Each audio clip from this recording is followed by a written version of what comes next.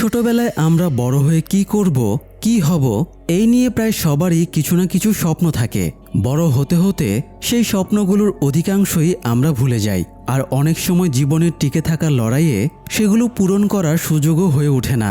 তবে কিছু মানুষের জীবনে সেই স্বপ্নই একসময় একমাত্র লক্ষ্য হয়ে দাঁড়ায়। আমাদের আজকের গল্প এমনই এক মেয়েকে নিয়ে, যার ছোটবেলা থেকেই স্বপ্ন ছিল কোরিয়া যাওয়ার। বড় হওয়ার পর সে সত্যিই সেই স্বপ্ন পূরণ করতে পারে, কিন্তু জীবনের নানা ঝড়ঝাপটার কারণে সে যেভাবে যেতে চেয়েছিল সেভাবে যাওয়ার হয়ে ওঠে না। শেষ পর্যন্ত সে কোরিয়ায় পৌঁছায় প্রায় নিঃস্ব হাতে। কোরিয়ার মাটিতে তাকে নিজের জোরেই টিকে থাকতে হয়, প্রতিটি পদে তাকে লড়তে হয় নিজের সঙ্গে, আর সম্পূর্ণ ভিন্ন এক পরিবেশের সঙ্গে। তামিলনাড়ুর প্রত্যন্ত এলাকার এই মেয়েটি কিভাবে কোরিয়ায় পৌঁছালো, আমাদের আজকের গল্পটি সেই নিয়েই। তো চলুন দর্শক, শুনে আসি সম্প্রতি রিলিজপ্রাপ্ত মেড ইন কোরিয়া মুভির এক্সপ্লেনেশন। তামিলনাড়ুর পাহাড় ঘেরা এক প্রত্যন্ত গ্রাম। পুরো ভারত তো দূরের কথা, তামিলনাড়ুর অনেক মানুষই এই গ্রামের নাম পর্যন্ত জানত না। এখানে ফোনে ঠিকমতো নেটওয়ার্কও পাওয়া যেত না। সেই গ্রামেই থাকতো এক মেয়ে, সেনবা। ছোটবেলা থেকেই তার স্বপ্ন ছিল কোরিয়া যাওয়ার। অবশ্য এই স্বপ্নের পেছনেও আছে একটা গল্প। সেনবা যখন স্কুলে পড়তো তখন সেখানে একটি সাংস্কৃতিক অনুষ্ঠান হয়েছিল। সেই অনুষ্ঠানের শিক্ষকেরা প্রত্যেককে এক একটি ঐতিহাসিক চরিত্রে সাজিয়েছিলেন। সেনবাকে সাজানো হয়েছিল কোরিয়ার এক রানীর চরিত্রে, রানী সেনবাগাম। বলা হয় রানী সেনবাগাম তামিলনাড়ু থেকে জাহাজে করে কোরিয়ায় গিয়েছিলেন, এবং তিনিই নাকি ভারতের প্রথম নারী যিনি কোরিয়ায় পাড়ি জমান। পরে সেখানে গিয়ে তিনি একজন রাজাকে বিয়ে করে কোরিয়ার রানী হন। সেই চরিত্রে অভিনয় করার পর থেকেই সবাই মেয়েটিকে সেনবা বলে ডাকতে শুরু করে, আর ধীরে ধীরে সেটাই তার নাম হয়ে যায়। তখন থেকেই সেনবা কোরিয়া যাওয়ার স্বপ্ন দেখতে শুরু করে। কোরিয়ায় গিয়ে যেন কোনো অসুবিধা না হয় সেজন্য সে কোরিয়ান সংস্কৃতি সম্পর্কে জানার চেষ্টা করত। নিয়মিত কোরিয়ান ড্রামা দেখত, কোরিয়ান গান শুনত। কোরিয়া নিয়ে তার এই আগ্রহ দেখে কেউ তাকে উৎসাহ দিত, আবার কেউ কেউ মজা করত। তাদেরই একজন ছিল মানি। মানি সেনবার স্কুলেই পড়ত। ছোটবেলা থেকে সেনবা তাকে পছন্দ করত। একদিন মজা করে মানি বলেছিল ট্রেন স্টেশনে গিয়ে টিকিট কাটলেই নাকি কোরিয়ায় যাওয়া যায়। সেনবা সেই কথাকে সত্যি ভেবে বসেছিল, এমনকি একবার সত্যি ট্রেনে করে কোরিয়া যাওয়ার চেষ্টাও করেছিল। সেনবার বাবা মা প্রথমে বিষয়টাকে ছেলে মানুষই ভেবেছিল। তারা ভাবতেন বড় হলে সেনবা নিশ্চয়ই এই স্বপ্ন ভুলে যাবে। সেনবার বাবার একটি ছোট রেস্টুরেন্ট ছিল।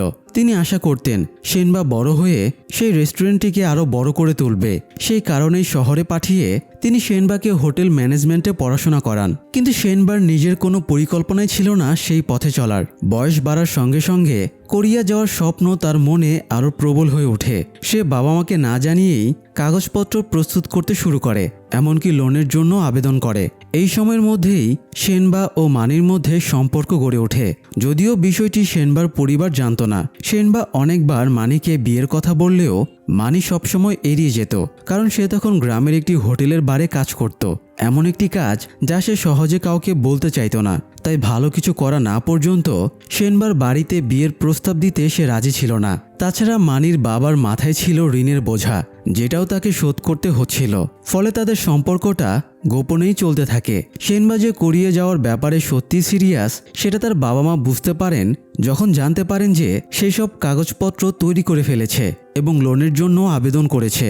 এতে সেনবার মা খুবই হতাশ হন। তবে সেনবার বাবা তাকে জানিয়ে দেন তিনি মেয়ের পাশে আছেন। কিন্তু পরিস্থিতি বদলে যায় একদিন, যখন সেনবার বাবা একটি অনুষ্ঠানে তাকে মানির সঙ্গে দেখে ফেলেন। এরপর তিনি মানির সম্পর্কে খোঁজ খবর নেন, কিন্তু কোনো দিক থেকেই মানি সেনবার সমপর্যায়ে ছিল না। তাই সরাসরি কিছু না বলে তিনি সেনবার জন্য পাত্র দেখা শুরু করেন। একদিন এক পাত্র সেনবাকে দেখতে আসে। ছেলেটি সব দিক থেকেই উপযুক্ত, ভালো চাকরি, শহরে বাড়ি গাড়ি সবই আছে। সে সেনবাকে জানায়। সেনবার বাবা তাকে সেনবার আগের সম্পর্কের কথাও বলেছেন, কিন্তু তাতে তার কোনো আপত্তি নেই। এমনকি সে প্রস্তাব দেয় বিয়ের পর হানিমুনে সেনবাকে কোরিয়ায় ঘুরতে নিয়ে যাবে। কিন্তু সেনবা তো মানিকেই ভালোবাসে। সে বিয়ের প্রস্তাব ফিরিয়ে দেয়। তবুও ছেলেটি সেনবার পরিবারকে জানায় সে বিয়েতে রাজি আছে। এতে সেনবা আরও বিপদে পড়ে যায়। সেই রাতে নিজের পরিস্থিতি বোঝাতে সে মানির কর্মস্থলে যায়। সে মানিকে বোঝানোর চেষ্টা করে যেন দ্রুত তার বাড়িতে বিয়ের প্রস্তাব পাঠায়। কিন্তু কথার মাঝখানেই সেখানে হাজির হন সেনবার বাবা। তিনি এসে মানিকে অপমান করেন এবং বলেন মানি তার মেয়ের যোগ্য নয়। এরপর তিনি সেনবাকে সেখান থেকে নিয়ে যেতে চাইলে সেনবা মানিকে ছেড়ে যেতে রাজি হয় না। রাগ করে তার বাবা সেখান থেকে চলে যান। তখন মানি সেনবাকে জিজ্ঞেস করে সে কি তাকে বিশ্বাস করে। যদি বিশ্বাস করে তাহলে যেন সে মানির সঙ্গে চলে যায়, যেখানে মানি তাকে নিয়ে যাবে। সেনবা মানিকে এতটাই বিশ্বাস করত যে সেদিন রাতেই সে তার সঙ্গে বেরিয়ে পড়ে। মানি তাকে নিয়ে যায় চেন্নাইয়ে। সেখানে তারা একটি ছোট হোটেলে ওঠে। কিছুদিন এভাবেই কেটে যায়। একসময় মানি সেনবাকে জানায় সেনবার বাবা নাকি তাকে বলেছিলেন সে কখনই সেনবার জন্য কিছু করতে পারবে না। তাই মানি সিদ্ধান্ত নিয়েছে সে নিজেও সেনবার সঙ্গে কোরিয়া যাবে এবং সেখানেই দুজনে নতুন জীবন শুরু করবে। সবকিছু ঠিকঠাকই চলছিল। মানি জানায় তার এক বন্ধু তাকে কোরিয়া যাওয়ার টাকা দিয়েছে, পাশাপাশি কোরিয়ার একটি বড় হোটেলে সেনবার জন্য কাজের ব্যবস্থাও করেছে। ধীরে ধীরে তাদের কোরিয়া যাওয়ার দিন ঘনিয়ে আসে। যেদিন তাদের যাওয়ার কথা সেদিন মানি সেনবাকে আগে এয়ারপোর্টে যেতে বলে, জানায় তার কাগজপত্রে সামান্য সমস্যা হয়েছে। সেটা ঠিক করেই সে এয়ারপোর্টে চলে আসবে। এয়ারপোর্টে যাওয়ার পথেও সেনবা বারবার মানিকে ফোন করে। মানি জানায় সে পথেই আছে। এরপর প্লেনে উঠে সিটে বসেও সেনবা তাকে ফোন করে। মানি তখনও বলে সে আসছে প্লেনের দিকেই। নতুন জীবনের যাত্রা শুরু করার আগে সেনবা একবার বাড়িতে ফোন করে। ফোন ধরেন তার মা, আর মায়ের মুখে যা শুনে তাতে যেন তার পায়ের নিচ থেকে মাটি সরে যায়। যে মানিকে সে গত 9 বছর ধরে চেনে, যার সঙ্গে এতদিন ধরে সম্পর্ক আছে, সেই মানি তাকে প্রতারণা করেছে। কিছুদিন আগে সেনবার বাবা সেই হোটেলে গিয়েছিলেন যেখানে সেনবা ও মানি থাকছিল, কিন্তু হোটেলের বাইরে থেকেই মানি তাকে বলে দেয় সেনবা নাকি তার সঙ্গে দেখা করতে চায় না। অথচ সেনবার বাবা সেখানে গিয়েছিলেন মেয়ের জন্য জমানো টাকা নিয়ে, তিল তিল করে সঞ্চয় করা টাকা। তিনি চেয়েছিলেন অন্তত মেয়ের স্বপ্নটা যেন পূরণ হয়।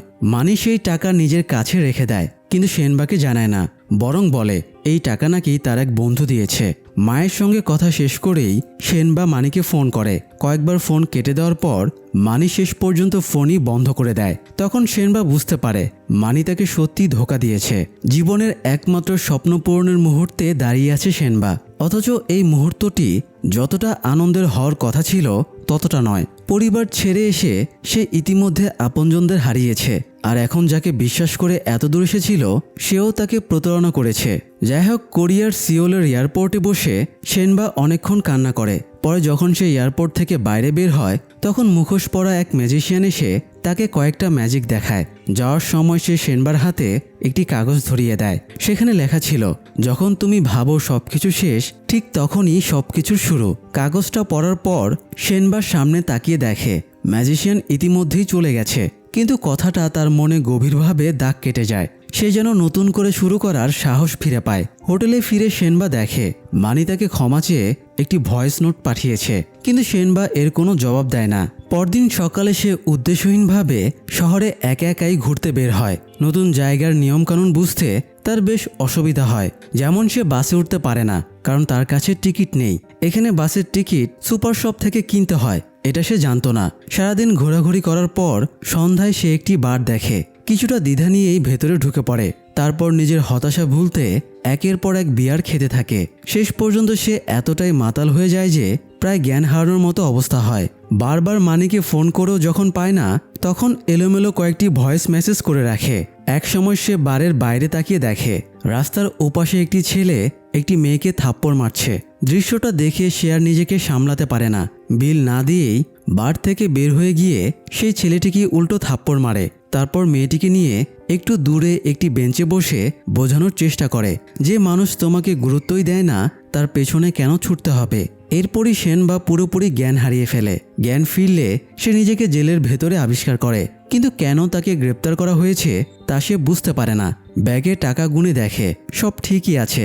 তখন তার মনে হয় হয়তো বারে বিল না দেওয়ার জন্য তাকে ধরেছে, অথবা ছেলেটিকে থাপ্পড় মারার কারণে। পরে একজন অফিসারের কাছ থেকে সে জানতে পারে রাস্তায় দাঁড়িয়ে একজনকে থাপ্পড় মারার অপরাধেই তাকে গ্রেপ্তার করা হয়েছে।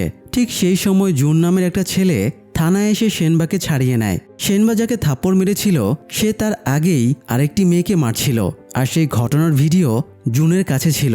ভিডিওটি দেখার পর পুলিশ সেনবাকে ছেড়ে দেয়। জুন হিন্দি জানতো না, আর সেনবা কোরিয়ান ভাষা জানতো না, তাই তাদের কথাবার্তা চলছিল ভাঙা ভাঙা ইংরেজিতে।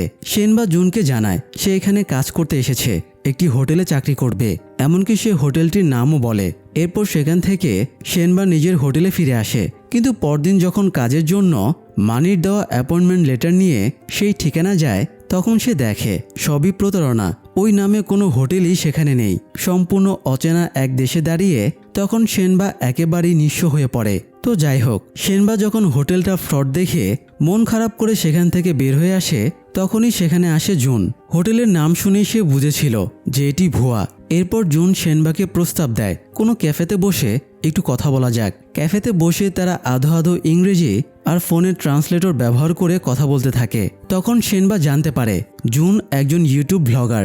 ইউটিউবে তার একটি চ্যানেল আছে যেখানে প্রায় 3000-এর মতো সাবস্ক্রাইবার রয়েছে। সেনবা তাকে জানায় যে তার আসলে একটি সত্যিকারের চাকরি দরকার। তখন জুন ক্যাফের ভেতরে থাকা কিছু চাকরির বিজ্ঞপ্তি দেখায়। তারা দুজনে নোটিশ বোর্ড থেকে সেগুলো খুলে এনে সেনবার জন্য উপযুক্ত চাকরি খুঁজতে শুরু করে।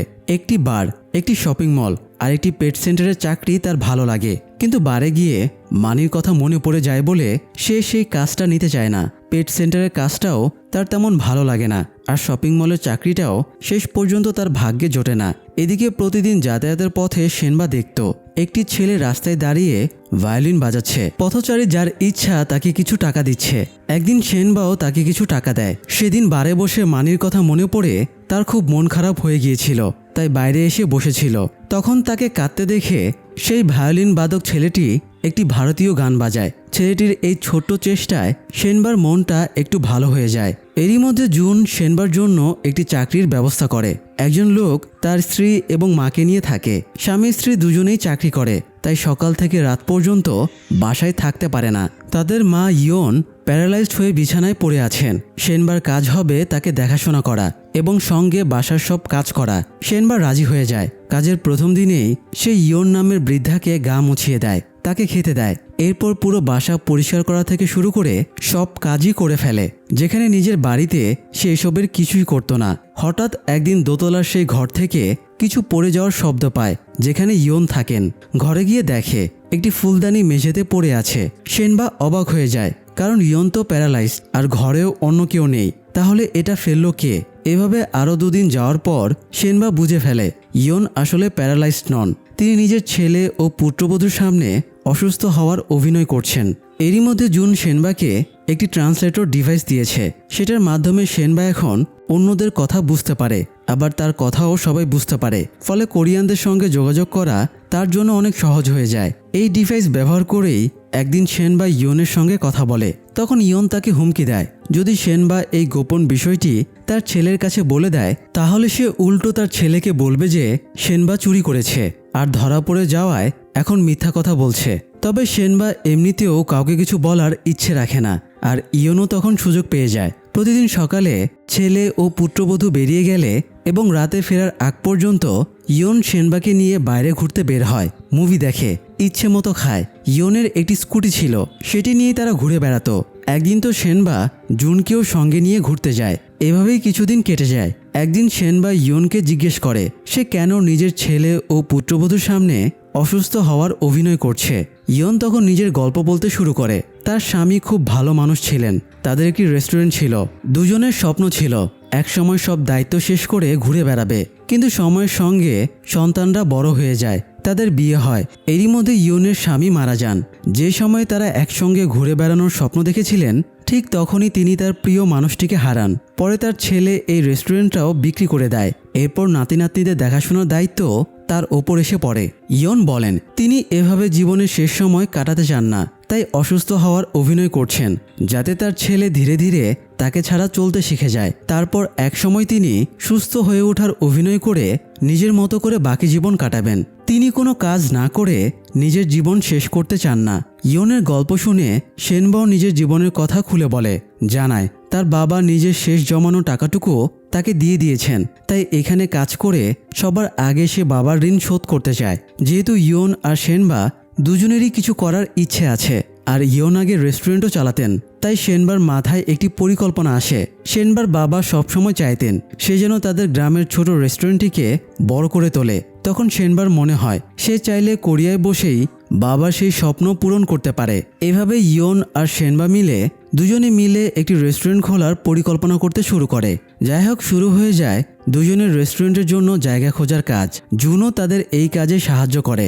এবং শেষ পর্যন্ত তারা একটি উপযুক্ত জায়গা খুঁজে পায়। সেখানে শেনবা, জুন এবং ইয়ন মিলে রেস্টুরেন্ট তৈরির সব প্রস্তুতি শুরু করে।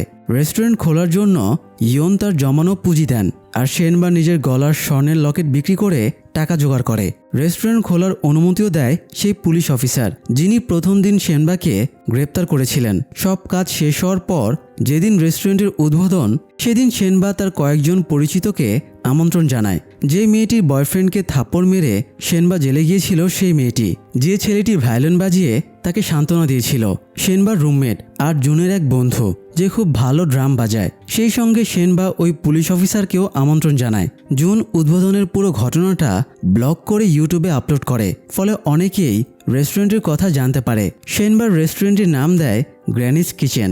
এখানে কাজের জন্য সে একটি স্কুল পড়া মেয়েকেও ওয়েটারের চাকরি দেয়। ছোটবেলায় শেনবা দেখত তাদের গ্রামের রেস্টুরেন্টে তার বাবা একটি বিশেষ আইটেম রান্না করতেন। সেই রান্নাটাই সে নিজের রেস্টুরেন্টে শুরু করে। খুব অল্প সময়েই সেটি জনপ্রিয় হয়ে ওঠে। জুনের ভ্লগের কারণে দূর দূরান্ত থেকে মানুষ সেখানে খেতে আসতে শুরু করে। এভাবেই দিন চলতে থাকে। শেনবা মাঝে মধ্যে তার ছোট ভাই মাধবের সঙ্গে কথা বলতো, কারণ তার বাবা মা এখনও তার সঙ্গে কথা বলতে রাজি ছিলেন না। তাই পরিবারের খবর সে মাধবের কাছ থেকেই জানতো। তবুও নিজের পরিবার থেকে দূরে থাকার কষ্টে তার মাঝে মাঝে খুব মন খারাপ হতো। প্রতিদিন ইয়ন আর শেনবা সারাদিন রেস্টুরেন্টে কাজ করত। তারপর ইয়নের ছেলে বাড়ি ফেরার আগেই তারা দুজন বাসায় ফিরে যেত। একদিন কথায় কথায় জুন জানায় তার ইউটিউব চ্যানেল থেকে তেমন আয় হচ্ছে না, আর খুব বেশি মানুষও তার ভিডিও দেখে না।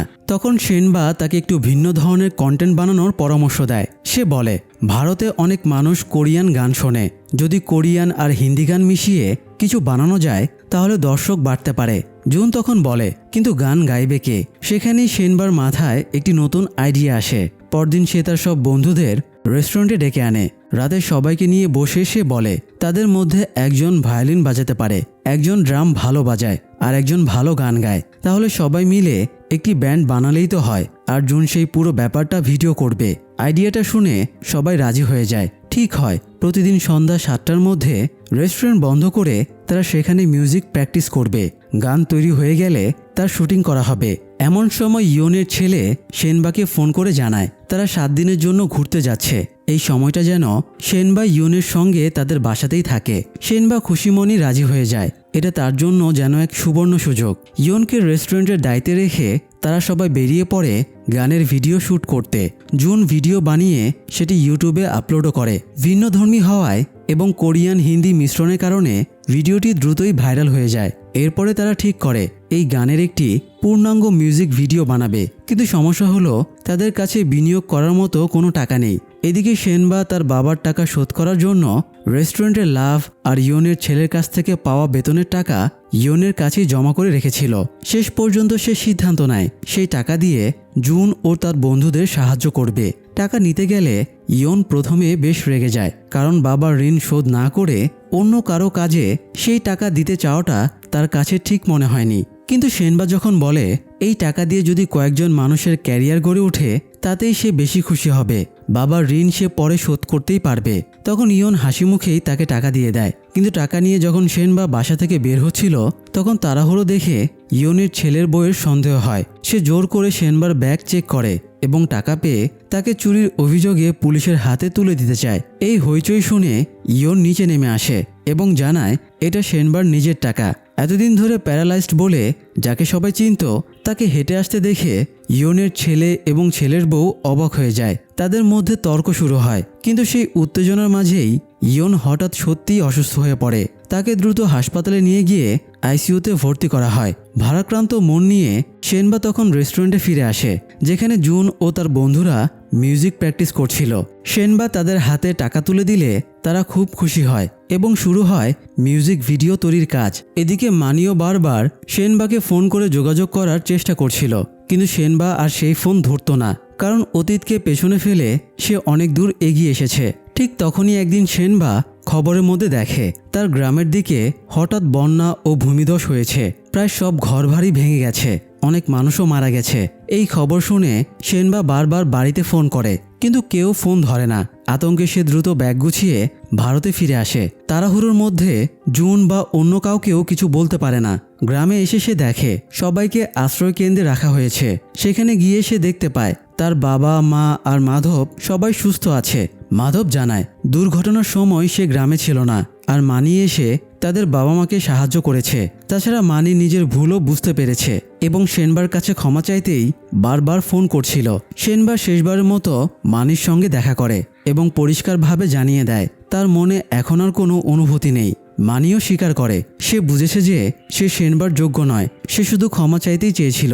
সেখানেই তাদের পথ আলাদা হয়ে যায়। ধীরে ধীরে সেনবার গ্রাম আবার আগের মতো গড়ে উঠতে শুরু করে, সবাই নতুন করে জীবন শুরু করে। এদিকে সেনবার স্বপ্ন ছিল কোরিয়া যাওয়া, সেটা সে পূরণ করেছে, কিন্তু এখন তার মনে দ্বিধা, সে কি আবার কোরিয়ায় ফিরে যাবে নাকি পরিবারকে ছেড়ে আর কোথাও যাবে না। ঠিক তখনই একদিন জুন তাকে ভিডিও কল করে। কলের সময় সেনবা হঠাৎ দেখতে পায় জুনের পেছনের দেয়ালে একটি মুখোশ ঝুলছে। সেনবা মনে করে কোরিয়ায় পৌঁছানোর দিন এক মুখোশ পরা ম্যাজিশিয়ান তাকে একটি কাগজ দিয়েছিল, যার কথাগুলো তাকে নতুন করে শুরু করার সাহস দিয়েছিল।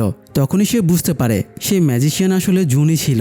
সেদিন থেকে জুন তাকে লক্ষ্য করছিল, এমনকি পুলিশ স্টেশন থেকে ছাড়াতেও সাহায্য করেছিল। তারপর সবসময় ছায়ার মতো পাশে থেকেছে। সেনবা তখন বুঝতে পারে জুন আসলে তাকে পছন্দ করে। কিছুদিন পর হঠাৎ একদিন জুন তার সব বন্ধুদের নিয়ে সেনবার গ্রামে চলে আসে। তারা কয়েকদিন সেখানেই থাকে। সেনবার বাবা তখন তাকে বলেন সে চাইলে আবার কোরিয়ায় যেতে পারে, আর তিনি তার দেওয়া টাকা ফেরত চান না। বরং সেনবা যে সেই টাকা দিয়ে কয়েকজন মানুষের স্বপ্নকে এগিয়ে নিতে সাহায্য করেছে, এতে তিনি আরও বেশি খুশি হয়েছেন। শেষ পর্যন্ত সেনবা আবার কোরিয়ায় ফিরে যায়। তবে অনেক কিছুই তখন আর আগের মতো নেই। ইয়ন আর বেঁচে নেই। সেনবা এখন একাই গ্র্যানিস কিচেন রেস্টুরেন্ট চালায় এবং নিজের আলাদা একটি পরিচয় গড়ে তোলে। আর জুন মিউজিক ভিডিও বানানো শুরু করে। ভবিষ্যতে তারা এক হবে কিনা সেটা সময় বলে দেবে। দর্শক, অনেক সময় আমরা সবচেয়ে বেশি যাদের বিশ্বাস করি তারাই আমাদের সঙ্গে বিশ্বাসঘাতকতা করে। তখন আমরা আঘাত পাই, ভেঙে পড়ি, মনে হয় সবকিছু যেন শেষ হয়ে গেছে। কিন্তু সত্যি কি সব শেষ হয়ে যায়? অনেক সময় শেষ বলি যেটাকে মনে হয়, সেখান থেকেই তো নতুন কিছু শুরু হয়। তাই কঠিন সময়েও মনোবল হারানো উচিত নয়। সবচেয়ে আগে প্রয়োজন নিজেকে ভালোবাসতে শেখা। কারণ কে জানে, জীবন হয়তো আমাদের জন্য আরও সুন্দর কোনো উপহার অপেক্ষা করিয়ে রেখেছে। আজ এই পর্যন্তই, দেখা হবে পরের আয়োজনে। ধন্যবাদ।